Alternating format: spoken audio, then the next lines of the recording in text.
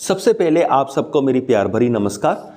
अगर हम कोई सिर्फ नॉलेज लेना चाहते हैं तो उसके लिए स्कूल्स होते हैं, कॉलेजेस होते हैं, पर अगर हम कोई स्किल हासिल करना चाहते हैं तो वो स्किल हमें स्कूल और कॉलेजेस से नहीं मिलेंगे, वो हमें मिलेंगे एक मास्टर के जिसे वो स्किल सचमुच में आता है। अगर हम उसी के पास जाएंगे तो वही हमें सिखाएगा स्किल।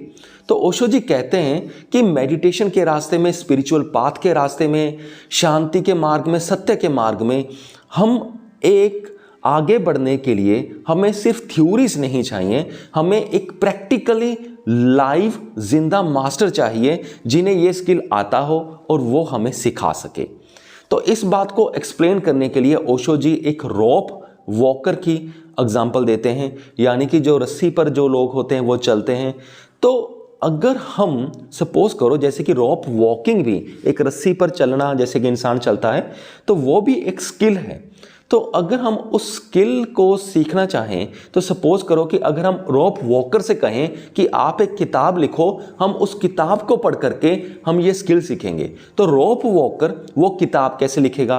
वो ये ऐसे लिखेगा, पहले तो रस्सी के ऊपर चढ़ो और जब आपको लगे कि आप दाईं ओर गिर रहे हो तो आप बाईं ओर अपने शरीर को घुमाओ, बैलेंस करो, और जब आपको लगे कि आप बाईं ओर गिरने जा रहे हो तब अपने शरीर को दाईं ओर घुमाओ और बैलेंस करो।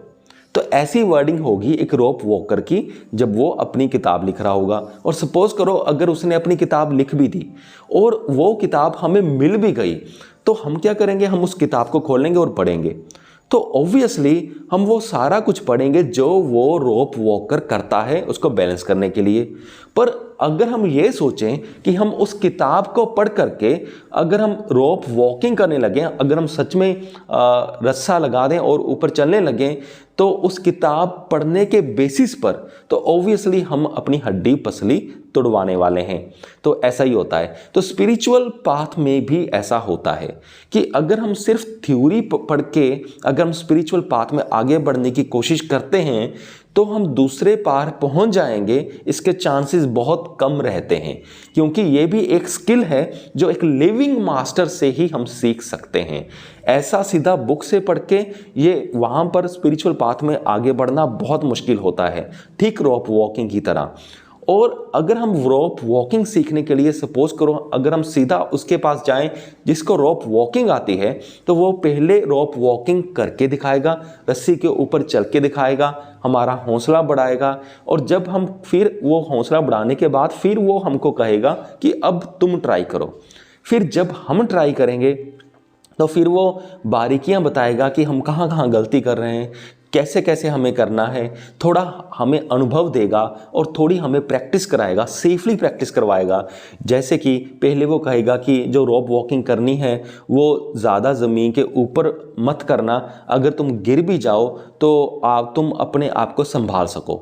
तो ऐसा कुछ होता है, उनको सेफ्टी प्रिकॉशंस वाली चीज़ें भी सारा कुछ पता होता है रियल मास्टर को, पर जो नया नया डिसाइपल होता है उनको इन चीज़ों का पता नहीं होता।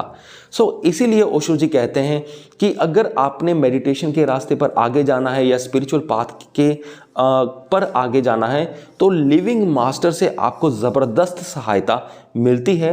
अगर हो सके तो लिविंग मास्टर हमें खोजना चाहिए।